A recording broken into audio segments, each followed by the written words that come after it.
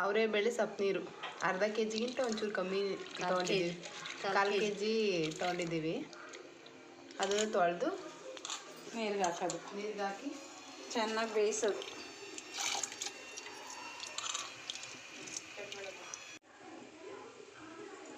ಅಂಟಿಲು ಬೈದೆ ನೀರು ಅಷ್ಟು ಅವರೆಬೇಳೆ ತಗೊಂಡು ತೊಳೆದು ಹಾಕಬೇಕು.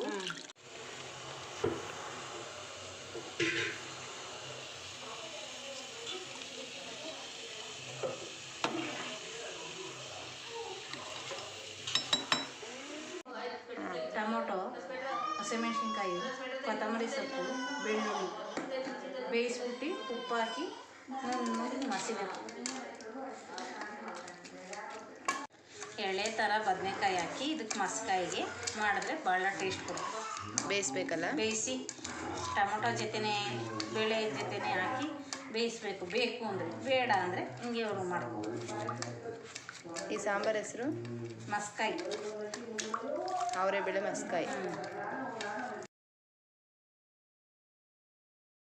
ಬಿಸಿ ಬಿಸಿ ಮುದ್ದೆ, ಉಪ್ಸಾರು, ಅವರೆಕಾಳು ಉಪ್ಸಾರು ತಿನ್ನೋಣ ಬನ್ನಿ. ಬಾಯ್ ಬಾಯ್. ಮತ್ತೊಂದು ವ್ಲಾಗ್ ಜೊತೆ ಸಿಗ್ತೀನಿ. ಬಾಯ್.